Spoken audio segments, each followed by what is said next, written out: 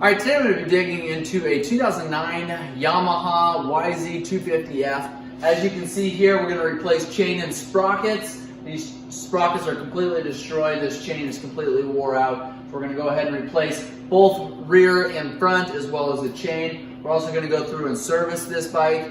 Also, the other thing we noticed was it's a little bit hard to start, which isn't super uncommon on these YZ250fs. But what I'm wondering is if we got a little bit of debris in that carburetor. So I'm going to actually walk through the process now of pulling this carburetor. We're going to go ahead and clean it. First thing I did was pull this cap off of the bottom of the carburetor. Notice that there was some buildup in the bottom of this cap, which made me think probably those jets are a little bit clogged up. So that's why we're going to pull that carburetor. That's going to be our first project, carburetor. Then we're going to go through, we're going to fire the bike up, we're going to completely service it. So spark plug, air filter, oil filter, and obviously the engine oil. And then we're going to go to this back end here and replace sprockets. So stick with us. This will be at least a 3-part video, maybe more than that, as we come up with things that are worn out or broken on this machine. We've also been doing some river riding on it. I don't know how you guys feel about river riding. It has absolutely destroyed the front side panels here, as well as the radiators and the radiator shroud. So you can tell everything's loose there. I'm thankful it did not pull the threads out of the fuel tank. That would have created a bigger mess to deal with. But right now, for sure, just want to tackle these side shrouds here, radiator shrouds, as well as maybe put some aluminum braces on there. If you guys have suggestions for aluminum braces for these radiators, aluminum guards, make sure and leave those in the comments below. Also, on that note, we're gonna leave a handful of tools, some of the parts that we use, some of these kits that we put together down in the description below. Make sure you check those out. If you guys have questions or comments, make those known in the comment section below. I appreciate any feedback I can get from you guys. Thank you for watching. Also, if you have some videos that you'd like us to shoot on this YZ250f, make sure you leave those in the comments below as well. Thanks a lot for watching.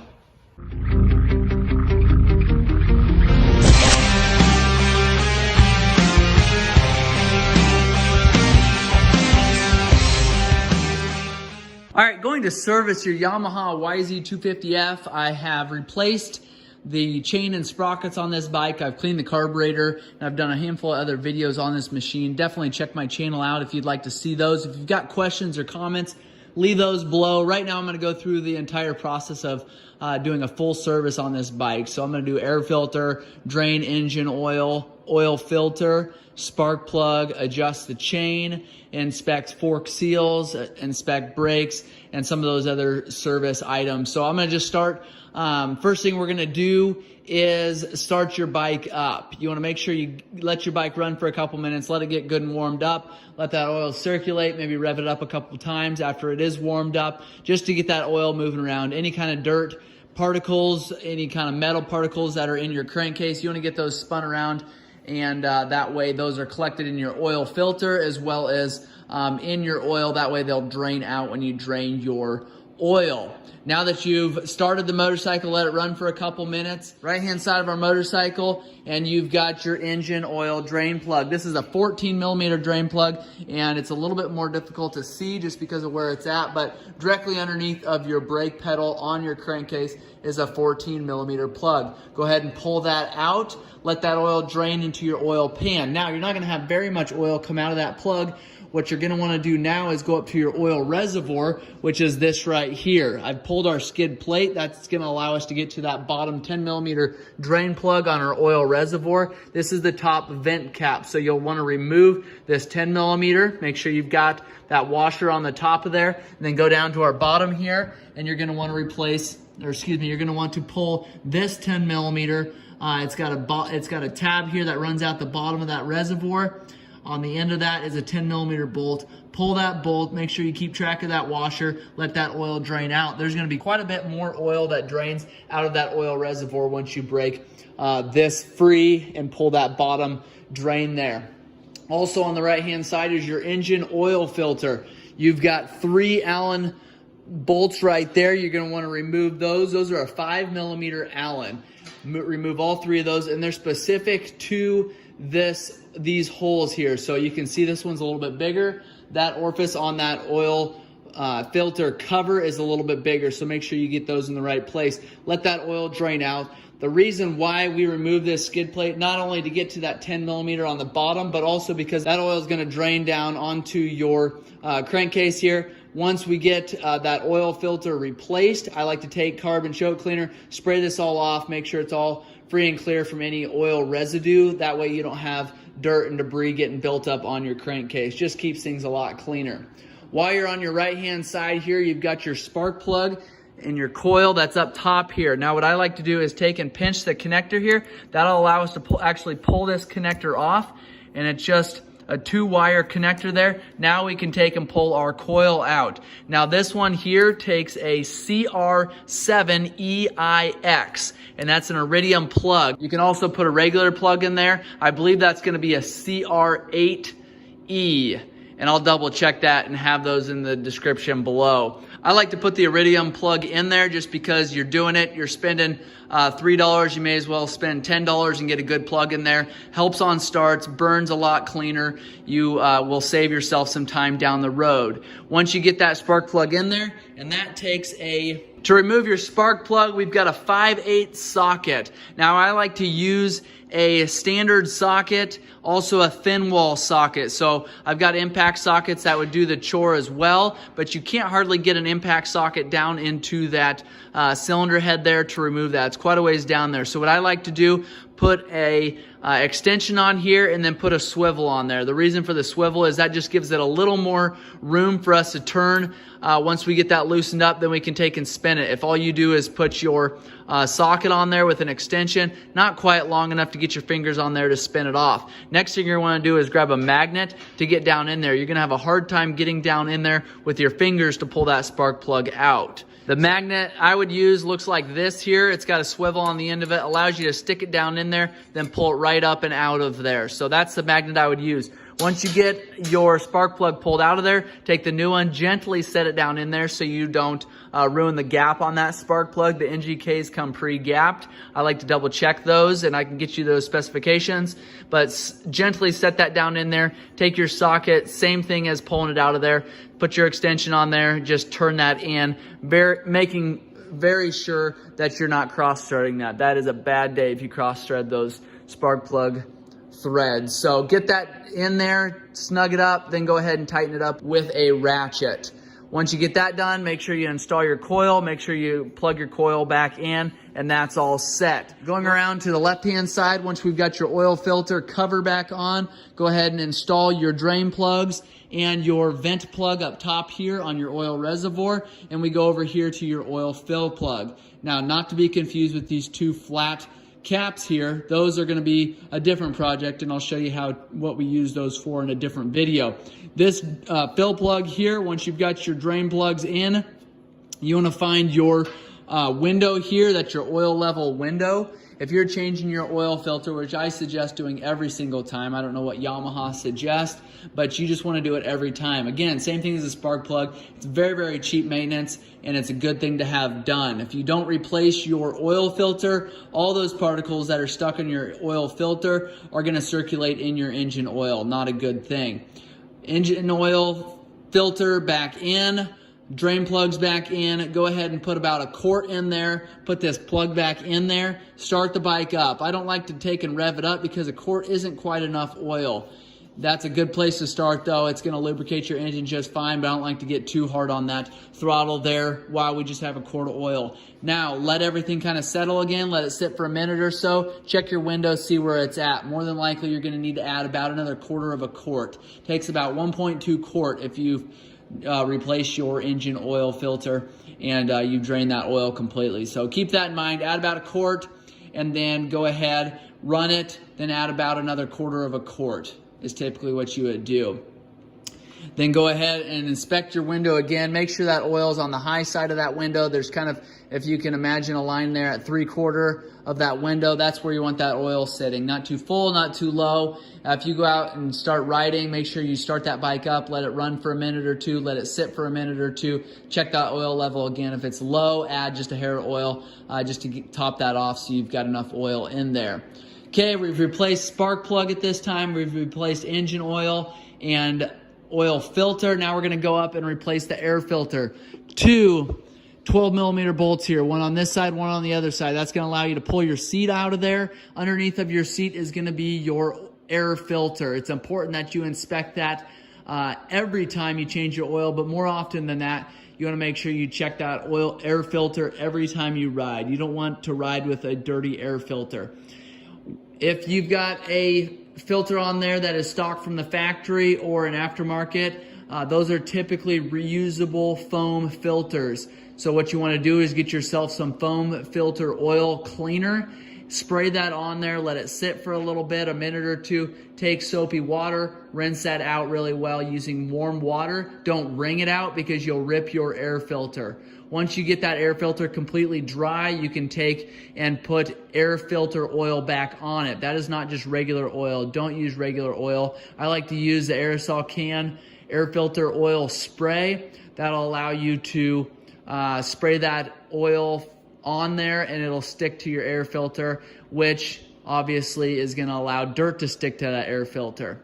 Going up then to our front forks, you want to make sure you don't have any leaky fork seals. As you can see on the right hand side here, we've got a fork seal that's leaking slightly. Not enough to put drops of oil on the floor, but you can see there that we have some oil residue. More than likely, if these fork seals were not replaced here recently, they probably need to be. That oil residue is from a leaky shock, and you want to make sure you get those replaced. That'll be a completely separate video. You can also see the residue down here. Make sure you inspect those every time. You don't want your fork seals leaking and then your oil running out. To inspect your front brake pads, go around to the front of your bike and you can look down there. It's gonna be hard for me to get my camera in there, but a lot of times if you use a light, you can see down there. Just check and make sure that you've got pads. Also, you wanna check your engine radiator coolant level, and that's gonna be over here. Make sure your bike is not hot. Make sure you haven't been running it at all. Pull that cap there, make sure that you can see coolant in there. Obviously, I've got a radiator shroud here missing that broke off when we were riding through some water not that long ago, so I need to get that replaced.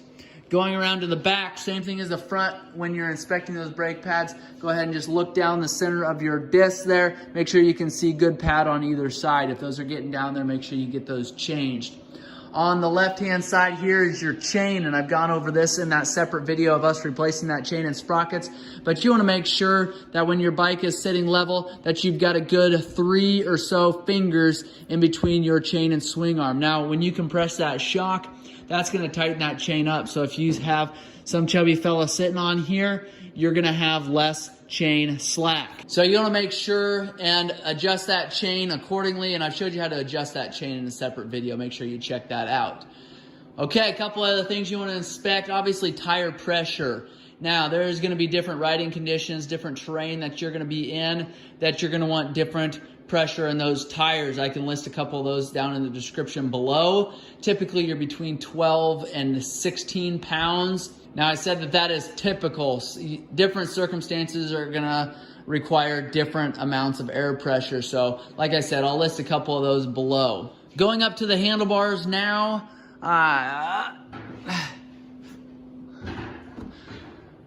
Up here, we are going to adjust our clutch lever and or our brake lever. Brake lever on the right hand side, clutch lever on the left hand side. When you are adjusting your clutch, you want to make sure that you've got a little bit of free play in here. Now you can see here this lever is broke off. I like that, just allows a little bit less fingers on the lever without pinching your fingers on the handlebars. So if that's the style that you like, go for it. Otherwise, just a longer lever will do for most people. And you just want to make sure that you've got a little bit of free play in there. When you are adjusting your clutch lever, you do want to make sure that you've got about a nickel's distance in between your perch and your lever. So if you've got a nickel thickness in between there, that's going to verify that your clutch isn't always engaging. If you have zero free play in there, your clutch very well could be engaging all the time. You'd be slipping your clutch and cause some serious damage down the road. So make sure you've got that adjusted properly.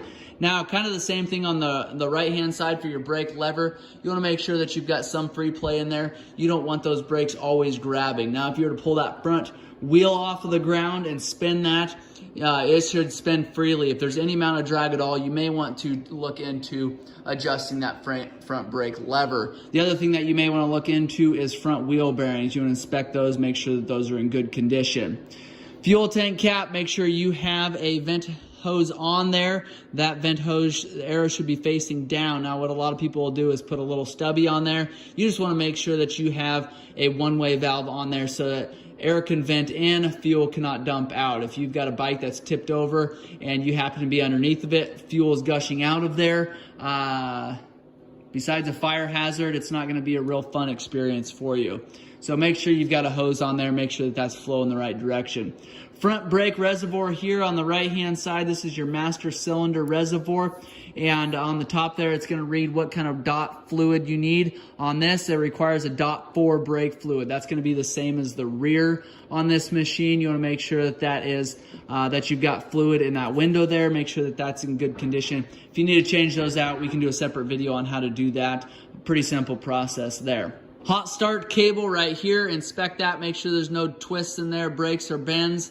You can see there we've got it tipped a little bit up right now. That is because of our hand guards getting in the way, but you want to make sure that it's not kinked. You want to be able to pull it back without any issues there. You want to make sure it kicks back. You don't want that always engaged. So if you need to adjust that slightly, you can do that. There's your lock screw there, and then just screw her out or in depending on what you need. That's going to be the same way with your throttle cables here. You got a push and a pull throttle cable. You want to adjust those. If your bike is sitting there idling super fast, your idle seems to be turned all the way down on your carburetor, you may want to inspect these throttle cables. Sometimes those kink or twist or grab and pull, and that a lot of times will engage your throttle, and that's not what you want. You want to make sure you have those turned down.